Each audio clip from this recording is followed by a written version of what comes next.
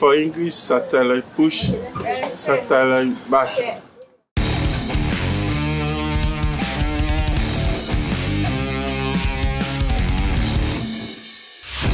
Hallo zu einer neuen Reptil-TV-Folge.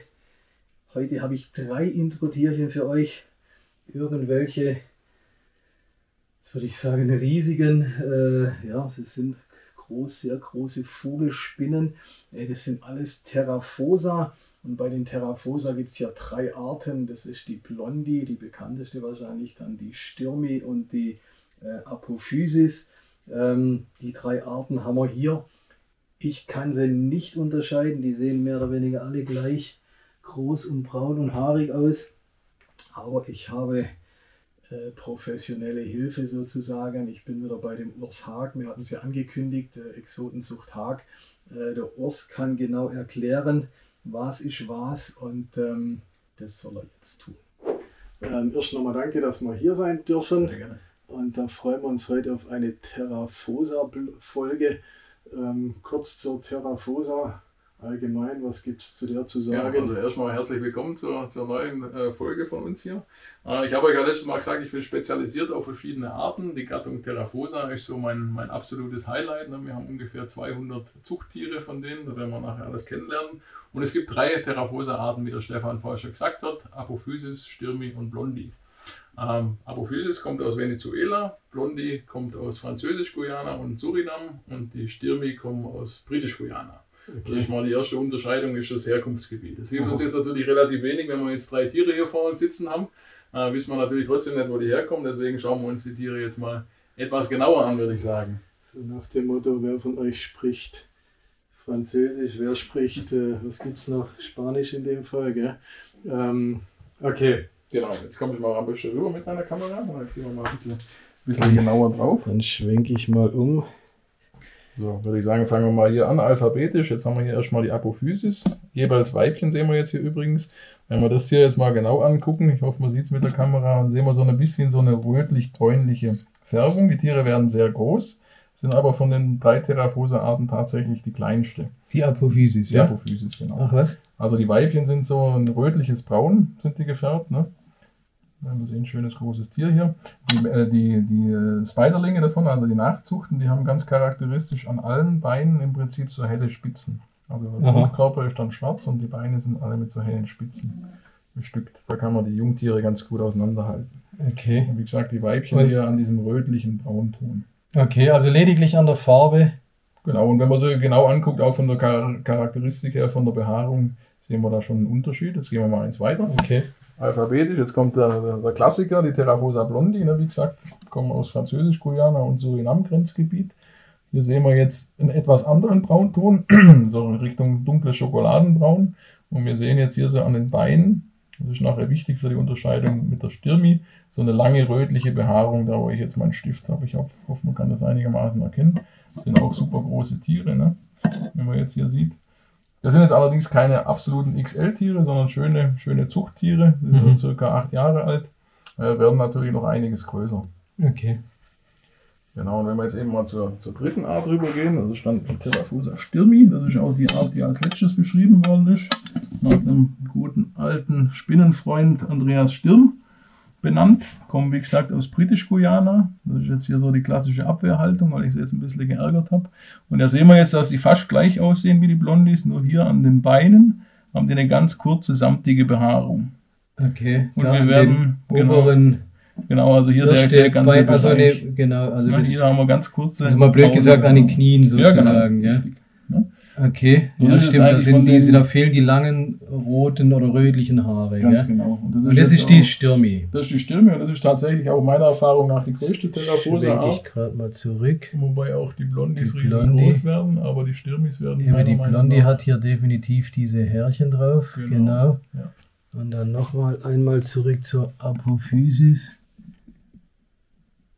Und auch die hat diese Härchen auf den Kniegelenken. Sagt man Kniegelenke, oder ist das wahrscheinlich? Es sei dir verziehen. Terrarianer-Sprache, okay.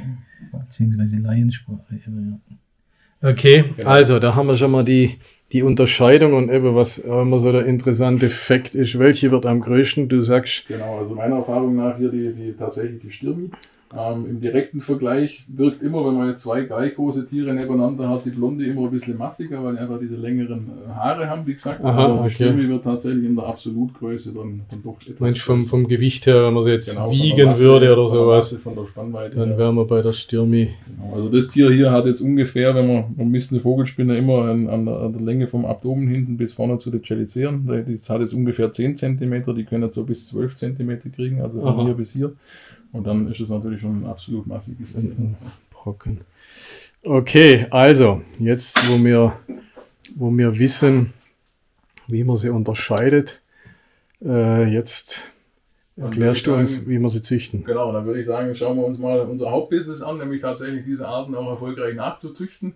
Und da würde ich sagen, wir starten ganz klassisch vorne in der Kette mit einer Verpaarung. Und ja, schauen wir mal, was wir hinkriegen. Okay. Jetzt sind wir sind wir wieder im Terrafosa-Raum. Genau. Dieses Mal mit Unterstützung. Hast dir meine Frau Bunn. Okay, professionelle Hilfe dazu hauptamtlich hier die Tierpflege übernimmt und auch einen Großteil der Verpaarung übernimmt. Okay. Bunn, welche Stürmi sollen wir denn am besten verpaaren jetzt hier? Dann nimm du diese Stimme, weil ich habe schon einmal Verpaarung, dann magst du die zweite Mal. Okay, also die haben wir schon einmal verpaart, sieht man hier an dem gelben Punkt. Gelbe Punkt, okay. Also die Weibchen werden auch mehrmals verpaart. Genau, wenn es irgendwie geht, manchmal reicht auch das einmal, ne? Aber Ja. wenn es irgendwie geht, versuchen wir es mehrfach, dann sind einfach die Erfolgschancen größer. Okay. Ja, dann würde ich dieses Mal einfach das Tier mal hier rausnehmen und auf den Boden Und dann stellen. brauchen wir noch das passende Männchen dazu, gell? Genau. Und jetzt brauchen wir noch ein Männchen, wie sieht es da aus? Haben wir auch was da? Wunderbar. Also, jetzt machen wir hier erstmal ein kurzes Setup.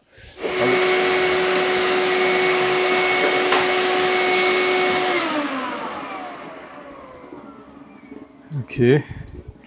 Jetzt erklär mir, was du hier mit dem Staubsauger machst, beziehungsweise ich kann es mir zwar denken, aber... Genau, also Terrafosa, wie gesagt, deswegen auch die Handschuhe haben recht aggressive Brennhaare und weil wir die Tiere jetzt doch einigermaßen stressen müssen, wenn wir die jetzt umsetzen, kann das sein, die schießen jetzt da die Haare ab. Und dafür haben wir hier den Staubsauger, damit wir nachher nicht hier die ganzen Brennhaare in der Luft haben. Okay. Also was wir jetzt machen, ist einfach das Männchen hier aus seinem Becken rausnehmen, zum Weibchen dazusetzen und dann wird da normalerweise jetzt relativ schnell ein Paarungsvorgang entstehen. Was ich jetzt mache, ich werde das Tier mit der Hand fangen, ne, das macht ihr natürlich zu Hause bitte auch nicht. Wie gesagt, ich mache das schon sehr, sehr viele Jahre, deswegen traue ich mir zu, das ohne unbeschadet zu überstehen. So, jetzt setze ich hier das Männchen da rein. Und jetzt wird das Männchen erstmal relativ schnell dann nachher registrieren, dass es hier im Prinzip in dem Gespinst vom Weibchen Pheromone gibt, also Sexuallockstoffe. Und wird jetzt irgendwann relativ schnell anfangen, dann auch zu werben. Okay, und jetzt In dem bringst du hier sitzt der irgend so ein Bein, hast du jetzt hingehalten? Genau, so geht es dann ein bisschen schneller. Okay, was war Jetzt das? geht wahrscheinlich gleich das Weibchen wahrscheinlich relativ klein los, ne? Deswegen nicht erschrecken, das sieht immer ein bisschen ruppig aus bei Terrafosa. Also ihr seht jetzt bei dem Männchen, der macht jetzt hier solche zuckenden Bewegungen mit seinen Tastern. So, jetzt kommt das Weibchen, ich unterstütze da jetzt ein bisschen. Okay, was heißt unterstützen? Also ich habe einfach halt das auf, Weibchen jetzt ein bisschen gebremst, okay. weil die dann doch manchmal ein bisschen ruppig sind. Und jetzt wird der Mann versuchen, dann in die richtige Position zu kommen. Also er muss jetzt praktisch mit seinen vorderen Beinen, mit den zwei der Hand, hakt er sich jetzt da in die Cheliceren vom Weibchen ein. Man wird jetzt versuchen mit seinen Tastern, da sind die Bulben dran, also die Geschlechtsteile, unter den Hinterleib des Weibchens drunter zu kommen und dann eben das Weibchen zu befruchten. Wir sehen jetzt, das Weibchen zuckelt auch schon, ne? Das heißt, sie ist also durchaus paarungswillig. Also mich überrascht ja, dass die sich wirklich hier nicht von unserer Filmerei stören lassen. So, das heißt, es dauert jetzt ein kleines bisschen, genau. Und jetzt wenn das Weibchen jetzt ziemlich einmal zusammenkrampft, so, jetzt ist er praktisch drin. Ach was. Das heißt, das ist jetzt der eigentliche Akt. So, und jetzt will das Weibchen hier den Mann fangen, aber ihr seht, ich bin der Hanne dazwischen. Haben also gerade noch mal retten können. Okay, also wenn du jetzt hier nicht dann mit der Pinzette, dann wahrscheinlich gepackt. Dann hättest du das Männchen zum Nachtisch gegeben. Was wir hier jetzt aussehen, aber ich weiß nicht, ob wir es auf der Kamera sehen, an dem Bulbus vom Männchen ist jetzt hier so ein kleiner Spermatropfen. Das heißt also, er hat auf jeden Fall erfolgreich da jetzt gerade die Verpaarung durchgeführt. Genau. Eben müssen wir vielleicht eben nochmal erklären, also die zwei vorderen Taster, sind es Taster, ja, gell? Genau. Da sind die Bulben dran. In den Bulben ist das Sperma, oder? Kann man mit der Pinzette vielleicht hindeuten, dass man es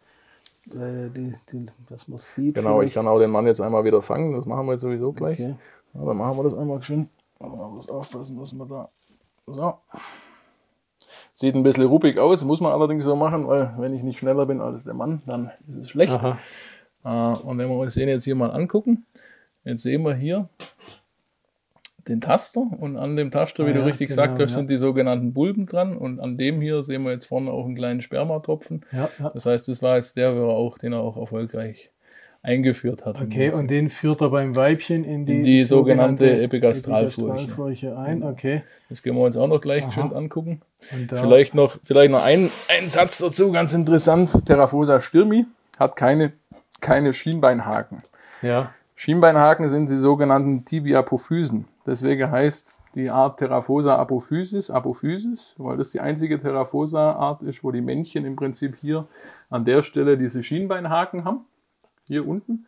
Und mit denen können die praktisch bei der Verpaarung dann in die Zähne vom Weibchen einhaken und das Weibchen nach oben drücken. Deswegen heißt die also die Apophysis, tun mit den Apophysen tatsächlich in die Cheliceren einhaken. Genau. Ja? Und die Styrmis und die Blondis, die haben das eben nicht.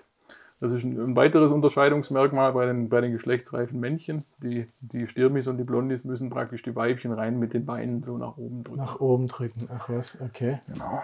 Also was mich absolut überrascht, dass diese Verpaarung jetzt wirklich hier kameramäßig so einfach ging. Also ich hätte jetzt gedacht, naja, das klappt oder klappt nicht. Aber dass das jetzt hier wirklich so, also dass die sich hier nicht haben stressen lassen von uns. Ja, also es geht relativ gut und schnell bei Theraphosa. Wir haben jetzt allerdings vorhin gesehen, manchmal sind die Weibchen dann doch recht aggressiv. Also da empfiehlt es sich dann wirklich mit der Pinzette bereit zu sein und dann eventuell da einschreiten zu können, so wie ich es gerade gemacht habe. Okay, und wie gesagt, wenn du jetzt nicht eingeschritten wärst, hättest du den wahrscheinlich... Also entweder er hätte es geschafft, sie nochmal wegzustoßen mit eigener Kraft, aber so wie die schon eigentlich relativ stark an ihm dran war, hätte sie ihn wahrscheinlich dann tatsächlich gepackt. Okay, und durch das, dass sie einfach auch größer ist, sage ich mal, schafft die das dann halt auch einfach. Genau, ja. Und da das Weibchen jetzt halt auch schon zweimal verpaart ist, also jetzt das zweite Mal, kann es dann schon mal sein, dass sie dann halt beim zweiten Mal etwas aggressiver wird als beim ersten Mal. Aha. Und da muss man schon auf die Männer aufpassen. Ach was, okay. Ich zeige euch jetzt einmal noch kurz hier die Epigastralfurche. Also das ist praktisch das, also was ich jetzt wieder mache, bitte nicht zu Hause nachmachen. Ja? Ich weiß, wie man das machen muss. Deswegen besteht da für mich keine Gefahr. Jetzt sehen wir das Tier von unten. Und das ist jetzt praktisch der Bereich, hier die sogenannte Epigastralfurche. Ja. Und da ist jetzt das Männchen praktisch mit seinem Geschlechtsteil vorher eingedrungen und hat das befruchtet. So gesagt, wenn wir uns jetzt mal vorstellen, die machen ja vorne, also gehen ja in die entgegengesetzte Richtung wieder. Ne? Genau, also die Paarung war jetzt vorhin praktisch so, das Männchen hat jetzt versucht, hier mit seinen Beinen das Weibchen so nach oben zu drücken und ist dann mit den Tastern hier unten rein. Und hat dann eben hier über seinen Bulbus, also über den Penis praktisch bei der Spinne, ist dann hier eingedrungen und hat dann das der Bulbus, der wird nach hinten gekehrt ist. Genau, den kann er dann bei der Paarung kann er den dann praktisch so ausstülpen und geht dann hier entsprechend mit rein. Ich glaube, ich habe schon ein paar Brennhaare im Hals jetzt. Das könnte wohl sein. Das wird dann auch nicht besser, gell? Aber jetzt hoffen wir mal.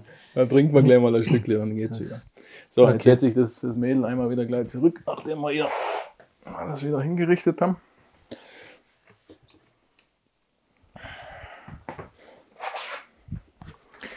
So, also Verpaarung haben wir geschafft. Jetzt gucken wir uns an, was da nach der Verpaarung passiert. Nämlich erstmal der Kokonbau. Okay. Nachdem wir jetzt ein Tier verpaart haben, schauen wir uns jetzt mal an, wie es weitergeht.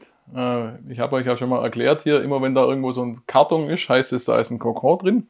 Wir sind jetzt hier mitten in der Zuchtsaison bei unseren Theraphosas. Das heißt, ihr seht hier jede Menge Kokons. Wir haben jetzt auch gerade das Glück, dass hier gerade ein Weibchen auch tatsächlich einen Kokon macht. Allerdings ist sie noch nicht allzu weit, aber man sieht hier mal, Stefan, wenn du da mal rein filmst, dass sie hier in der Ecke sitzt und relativ viel Gespinst hier an der Seite ist. Ja, das heißt, sie wird jetzt so die nächsten 10 bis 15 Stunden so eine große Glocke hier erstellen mit Spinnweben. Das sieht dann aus wie so eine riesige weiße Kugel.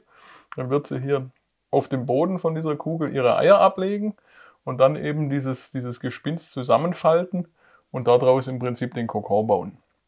Also wenn wir jetzt hier in 10 Stunden circa nochmal drauf gucken würden, dann sehen wir, wie der Baufortschritt dann entsprechend da eintritt. Okay, also sie spinnt das Netz außenrum, das was man jetzt hier so an... Genau, die fängt jetzt da an den Seiten, wie du siehst, da Genau, sieht man es vielleicht ja. besser. Und irgendwann ist es dann wie so eine große Kugel, ne? Das geht dann über sie drüber. Sie sitzt dann da drin und legt dann irgendwann entsprechend ihre Eier ab. Also über Nacht sozusagen. Genau, Dann legt so sie kann die man Eier sagen. da drauf. Und dann faltet sie das ganze Ding so praktisch wie so zusammen, ein, richtig. was Und gibt es für aus dem- Gebäck, wo man so macht, irgendwie so weiß nicht, gibt doch so Teigtaschen oder so, die So in dem Stil, genau, okay. so in Ja, der cool, Art. Ja. Und interessant, da sind dann im Prinzip die Eier drin und das ist dann der Kokon. Und hier sehen wir ja jede Menge Kokons, die es hier gerade schon gibt bei uns. Und jetzt werden wir einfach mal einen Kokon, der schon reif ist, versuchen mal dem Weibchen zu stibitzen. Das haben wir hier schon mal vorbereitet. Wie lang? Okay, pass auf. Wie lang braucht der, bis er reif ist, wie du sagst? Also wir nehmen den so nach circa 10 Wochen weg. Insgesamt bei der Temperatur, wo wir hier haben, wird er ungefähr so 12, 13 Wochen brauchen, bis dann die Spinnen im Prinzip fertig sind. Okay. Wenn du da Also jetzt 10 mal- Wochen bleibt er beim Weibchen, Genau. einfach weil die sozusagen die bewacht den, die trägt den oder hat den an der richtigen temperierten Stelle. Genau, Ne? die variiert dann teilweise im Becken drin, hier wegen der Feuchtigkeit, ne, trägt die den halt dahin, wo es ihrer Meinung nach am Wo besten es ist. passt, ja. Hier sehen wir das, wie sie jetzt schön die Kokon bewacht. Ja. Und den müssen wir jetzt stibitzen. Und eben mal bei den Spinnen weiß und hört man immer davon, dass das Risiko ist, dass sie den Kokon auffressen. Ist es so, oder wenn wir die jetzt nerven, kann es nicht, also ich kenne das so, dass sie dann mehr oder weniger in den Kokon reinbeißen und sobald die dann reinbeißen, ist er kaputt oder sowas. Ja, da müssen wir jetzt vorsichtig vorgehen, ne, ein bisschen, Aha. dass da nichts... Wäre aber nichts- schon nichts- so, wenn die das jetzt da- würde dann was beschädigen auf jeden Okay. Fall. Also. Schauen wir mal zu, Ja. wie du das machst. Jetzt kommt hier auch unser Staubsauger ins Spiel, jetzt wird es mal schnell laut. Kommt wieder der Wassersauger zum Ja, Einsatz. weil natürlich Zum in Glück. dem Moment, wo wir jetzt hier den Wir sind den beide Kokon- schon ein wenig am Hüsteln, gell? Ja. Also so ganz perfekt haben wir das wohl mit dem Sauger bis jetzt nicht gemacht. Also wir nehmen uns jetzt hier den Staubsauger einmal her, weil natürlich das Tier wird jetzt natürlich Stress haben und versuchen den Kokonklau zu unterbinden im Prinzip. Ne? Deswegen wird es ein bisschen laut. Aber Safety first. Also ich sauge jetzt hier schon mal ab erstmal. Ja. Und jetzt sehen wir schon, dass sie jetzt ein bisschen nervös wird und jetzt anfängt den Kokon zu bewachen natürlich. Und was ich jetzt mache, ist einfach versuchen da dazwischen zu gehen. So. Jetzt schießt sie auch schön die Haare ab, die sauge ich jetzt alle weg. Und klaue ihr jetzt hier im Prinzip den Kokon. So.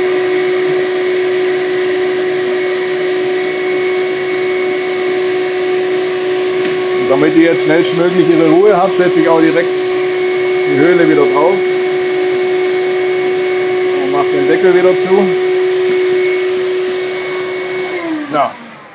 Ja, das sieht jetzt ein bisschen rabiat natürlich aus, aber logischerweise versucht natürlich eine Mutter ihren Nachwuchs zu beschützen. Deswegen müssen wir da ein bisschen rabiat vorgehen. Und hier haben wir jetzt den Kokon.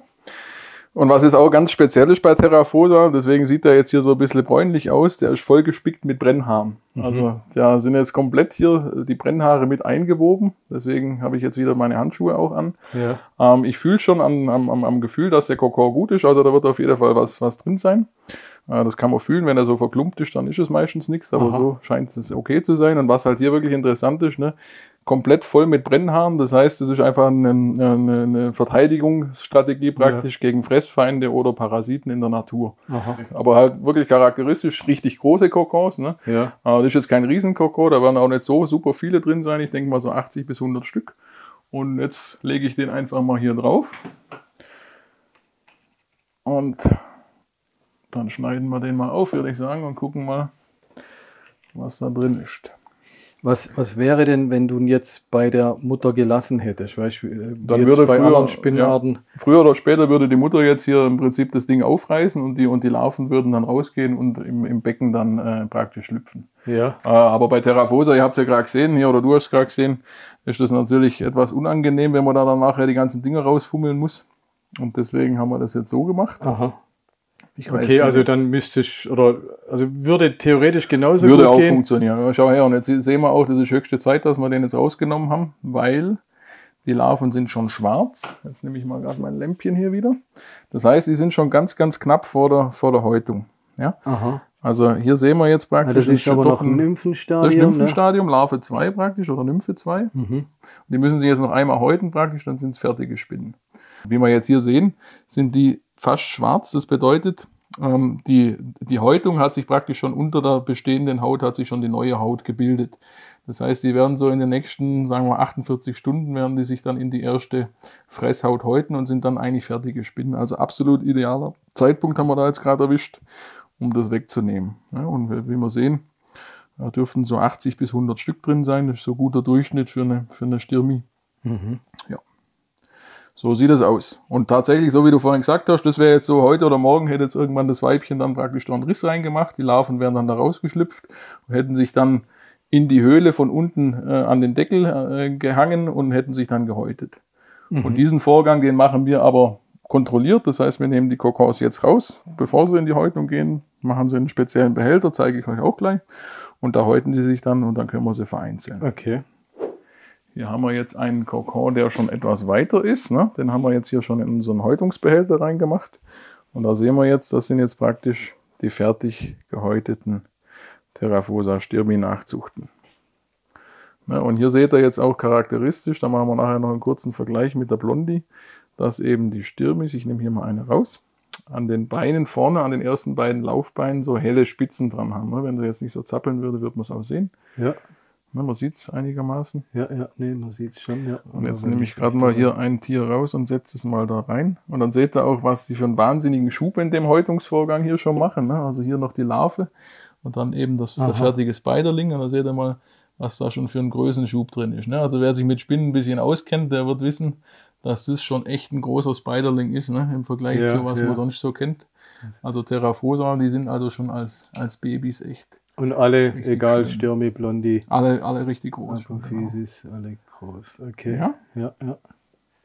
Und nochmal jetzt gucken wir gerade nochmal den Behälter an. Da hast du so einen Stoff halt reingespannt in den Behälter. Genau, weil ist was unten drin, ja, ein bisschen feuchte ein bisschen Erde, dass gell? wir die Feuchtigkeit haben, was halt wichtig ist. Wie ich es gerade vorhin gesagt habe, Theraphosas häuten sich kopfüber praktisch. Also die hängen sich eigentlich in der Natur, hätten sie sich jetzt praktisch an der Höhle vom Weibchen unten an den Deckel dran gehangen und wären dann nach unten von der Schwerkraft rausgegangen. Wenn man das den Tieren nicht anbietet, dann kann es sein, dass sie halt mit der Häutung Probleme haben und krumme Beine haben. Aber etc. wie können sie sich dann jetzt an dem Stoff kopfüber häuten? Dann Wieder jetzt an dem Tier zum Beispiel, siehst du, dahinter in der Ecke hier, siehst, die hängen sich da praktisch so ein mit den Beinchen und schlüpfen dann so aus der Haut raus. Ne? Und irgendwann lässt sie sich fallen und dann ist sie fertig. Okay. Also die können sich jetzt hier seitlich, ja genau. Okay. Beziehungsweise wenn wir den Behälter zur Häutung noch haben, dann ist hier noch so ein Deckel oben drüber und dann können die sich tatsächlich entweder an der Seite oder oben dann entsprechend da so ein Stoff festmachen. Also du machst ja oben drüber so einen Stoffdeckel. Genau. Okay. Ja, das sind jetzt also hier ein schöner, fertiger Styrmi-Kokon. Okay. Und weil wir die jetzt natürlich nicht so lassen können, würden wir die jetzt mal meiner Frau oder meiner Tochter übergeben, damit die dann auch vereinzeln. Dann werden die jetzt alle, also oder wenn sie jetzt ihre Fresshäutung haben, dann setzt ihr die Genau, also das ist jetzt im Vergleich zu den Avicularias, die wir letztes Mal gesehen haben, würden jetzt Theraphosa-Arten schon innerhalb von 2-3 Tagen anfangen, ihre Geschwister praktisch zu verspeisen. Also die sind nicht, die tolerieren sich nicht. Die würden sich dann auch in der Natur sofort vereinzeln, also die gehen aus dem Bau raus und verschwinden in alle Himmelsrichtungen. Genau. Jetzt sind wir hier einen Stock tiefer mit unseren gerade schön vorgestellten Nachzuchten. Da kommt jetzt der nächste Mitarbeiter ins Spiel, meine Tochter Freya, die natürlich hier auch bei uns im Business mitarbeitet. Und Freya wird jetzt einfach hier euch mal zeigen, was wir jetzt mit den Spiderlingen als nächstes machen.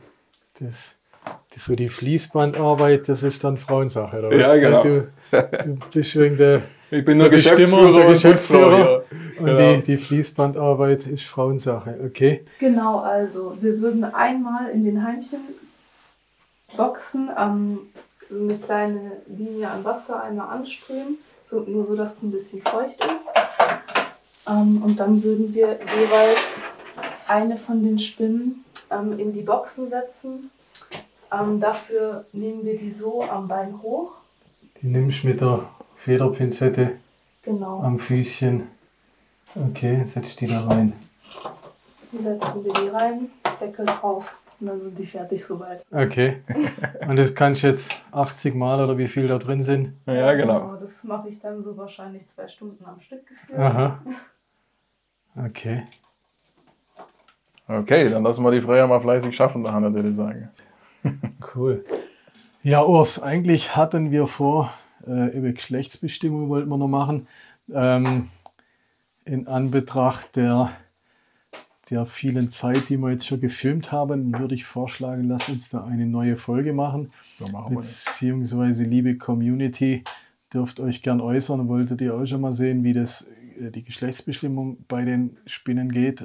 Also ich finde es spannend, interessant. Wenn ihr das sehen wollt, lasst einen Kommentar da, schreibt ja, zeigt's. Wenn er sagt, oh, ist doch gähnend langweilig, dürft ihr auch einen Kommentar da lassen. Aber ich denke, da machen wir eine neue Folge draus. Ich fand es wirklich super interessant, also auch gerade die Paarung oder sowas habe ich, also ich meine, ich mache jetzt über 30 Jahre Terroristik, habe das noch gar nie gesehen. Ne? Früher hat mir auch als mal Spinnen zusammengesetzt zum Verpaaren, aber dann haben die das irgendwann vielleicht in der Nacht gemacht oder so, aber dass die so direkt lospaart, finde ich sensationell. Ja, herzlichen Dank für die tollen Einblicke. Grüße an deine Mädels auch. Haben das auch toll gemacht. Jawohl, richtig Und, aus. Vielen Dank. Ansonsten bis zum nächsten Mal und checkt in dem Fall die Exotenzucht-Tag. Exotenzucht-Tag. Genau. Ich Ciao, wollte sagen macht's die gut. Terrafosa, aber das passt noch besser. Ciao. Ciao.